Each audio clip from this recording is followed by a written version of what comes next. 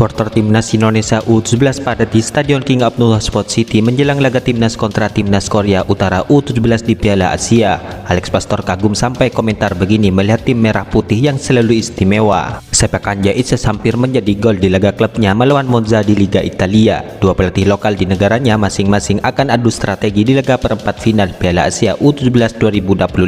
Benarkah Gerald Fatburg langsung mendapatkan satu pemain gelandang di laga Persija melawan Persebaya Surabaya? Simak informasi selengkapnya sebagai berikut.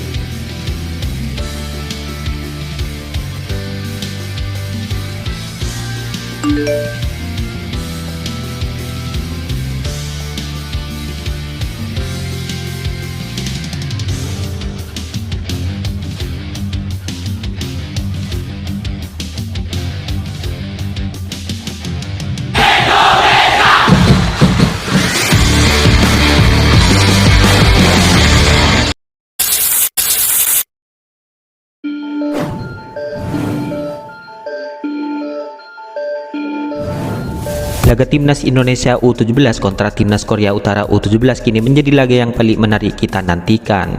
Ya, laga tim merah putih U17 kontra Timnas Korea Utara U17 kini akan terjadi pada malam nanti. Hal itu tepatnya pada Senin 14 April 2025 pukul 21.00 waktu Indonesia Barat. Dalam laga tersebut skuad muda tim merah putih tidak berjuang sendirian, di mana mereka berjuang dengan para supporter yang setia berdiri di belakang Mister Gawang.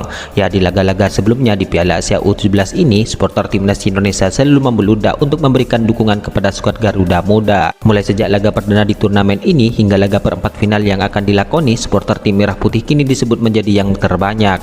Ya, benar saja, supporter Timnas Indonesia di ajang Piala Asia U17 ini terlihat yang paling banyak ketika memadati tribun penonton tempat Timnas Indonesia U17 bertanding. Pelatih Timnas Indonesia U17 yaitu Nova Arianto pun bersyukur dengan banyaknya masyarakat Indonesia yang menyaksikan secara langsung di Arab Saudi. Bahkan supporter Timnas Indonesia tersebut menjadi yang paling banyak datang langsung melihat perjuangan skuad Garuda Muda. Dalam laga perdananya, Timnas Indonesia U17 menang dengan skor akhir 1-0 atas Korea Selatan U17.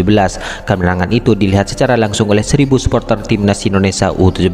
Memasuki laga kedua, Timnas Indonesia U17 kembali menang atas Timnas Yaman. Lagi-lagi laga tersebut menyedot perhatian masyarakat Indonesia untuk menonton langsung pertandingan itu ke stadion. Dalam laga itu jumlahnya tampak lebih banyak karena kemenangan itu akan membawa Timnas Indonesia U17 lolos ke Piala Dunia U17.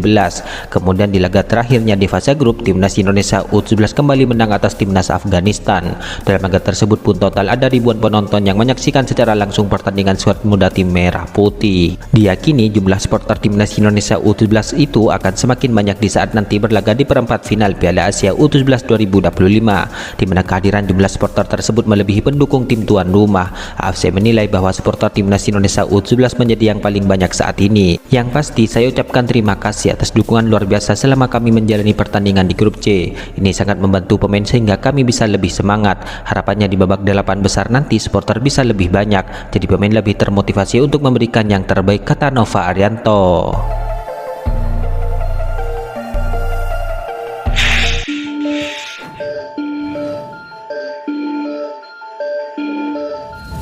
Pelatih Timnas Indonesia U17 yaitu Nova Arianto kini akan beradu taktik dengan pelatih Korea Utara U17 yaitu Tae Song-oh, di mana momen tersebut akan tersaji di babak perempat final Piala Asia U17 2025. Ya, kiprah Nova Arianto dan Tae Song-oh memang sama-sama mentereng sebagai pelatih lokal yang dipercaya pelatih tim U17 di negaranya masing-masing. Buktinya kedua pelatih ini mampu membawa anak asuhnya lolos ke perempat final. Lantas bagaimana perbandingan prestasi yang sejauh ini telah diukir oleh kedua pelatih tersebut? Berikut Speed Eleven akan mencoba menyajikan ulasannya. Ya, taktik yang diramu oleh Nova Arianto bersama Timnas Indonesia U17 kini akan kembali diuji kemampuannya. Dibandingkan dengan pelatih sang lawan, pengalaman Nova Arianto sebagai pelatih kepala di Timnas Indonesia U17 baru berjalan setahun. Sebelumnya, ia merupakan asisten coach Sintayong di berbagai level timnas. Pengalaman tersebutlah yang kemudian mengantarkan Nova Arianto menjadi pelatih kepala di Timnas Indonesia U17.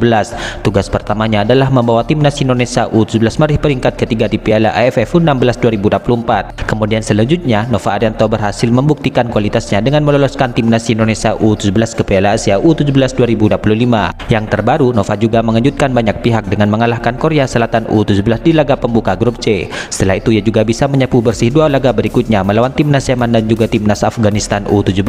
Kini menarik untuk melihat bagaimana strategi Nova Arianto yang akan diterapkan di saat menghadapi Korea Utara U17, di mana kemenangan nanti akan membawa timnas muda Indonesia melaju ke semifinal Piala Asia U17. Ya, sama seperti Nova Arianto, Tae Song Oh juga merupakan pelatih lokal yang mendapatkan kepercayaan besar di ajang Piala Asia U17 ini, di mana ia pun sukses membayar kesempatan tersebut dengan baik. Terbukti Korea Utara U17 berhasil tampil tidak terkalahkan di fase grup D. Meskipun hanya bisa meraih 1 kemenangan dan 2 kali imbang, namun hal itu sudah cukup untuk membawa mereka lolos ke perempat final sekaligus ke Piala Dunia U17 2025. Sebetulnya tanda-tanda performa apik Korea Utara U17 sudah terlihat sejak fase kualifikasi Piala Asia U17 2025, di mana penampilan timnya sangat mengesankan meskipun menghadapi lawan-lawan yang sulit di babak grup tersebut.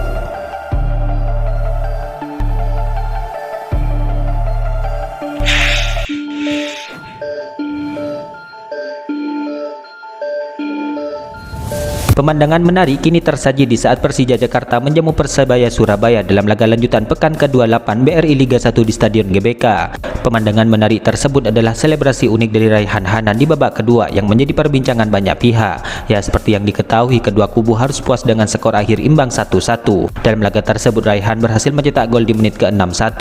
Hal itu setelah ia memanfaatkan kecerobohan Hernando Ari yang keluar dari sarangnya tanpa mendapatkan bola. Setelah mencetak gol, Raihan Hanan pun meletakkan tangannya ke depan mata seolah memakai kacamata. Persija pun mengungkapkan arti selebrasi itu ketika mencetak gol ke gawang Persebaya. Namun banyak yang menduga bahwa selebrasi itu ditujukan kepada pelatih timnas Indonesia U23 itu Geran Valbuk yang menyaksikan langsung laga itu agar melihat potensi dirinya. Dalam kesempatan itu Geran tidak sendirian, di mana sosok pertama yang menemaninya adalah Coach Indra Safri.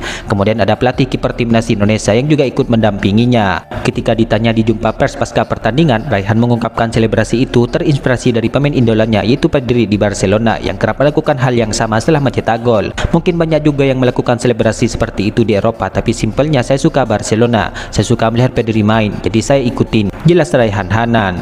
Ya, gol tersebut adalah gol kelima Raihan Hanan dari 21 penampilan bersama Persija di musim ini. Dari 21 penampilannya itu, Raihan 11 kali menjadi starter. Namun uniknya, semua gol tercipta ketika ia masuk sebagai pemain pengganti. Ya, namun pertanyaannya, mampukah Raihan Hanan mencuri perhatian Gerard Verboek untuk bergabung bersama timnas U23 nantinya? Ya, dalam hal ini tentu ini menarik kita nantikan.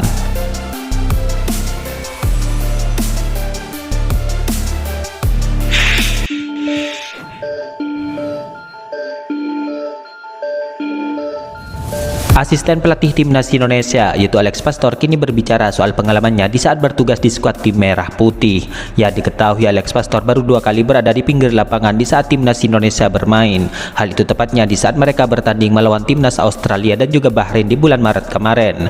Namun ada kesamaan dari 2 pertandingan tersebut. Hal itu karena sambutan para penggemar yang sangat antusias, di mana mereka selalu diperlakukan baik oleh para penggemar baik di saat skuad Garuda bermain di laga kandang ataupun juga tandang. Alex Pastor menjelaskan bahwa Indonesia memiliki penggemar yang sangat fanatik di setiap bermain. Di saat melawan timnas Bahrain di Stadion GBK ada 78.000 supporter yang hadir. Hal ini menjadi pengalaman baru bagi dirinya di saat menjadi asisten pelatih dan akhirnya mereka bisa membalas dukungan tersebut dengan kemenangan. Sambutan dari masyarakat yang sangat gila, 78.000 orang di stadion dan bersyukur kami menang, kata Alex Pastor. Ya, Alex Pastor pun mengatakan bahwa saat ini banyak pemain timnas Indonesia yang bermain di Eropa. Menariknya, pemain ini di saat akan terbang menuju pesawat adalah sosok yang biasa saja. Namun di saat baru tiba untuk bertugas bersama timnas mereka seperti superstar. Sambutan para penggemar sangat meriah di saat melihat para pemain tiba. Anda harus membayangkan bahwa banyak pemain yang datang dari Eropa Barat. Orang-orang ini naik pesawat sebagai pesepak bola biasa dan mereka turun lagi sebagai superstar. Hal itu cukup istimewa, kata Alex Pastor.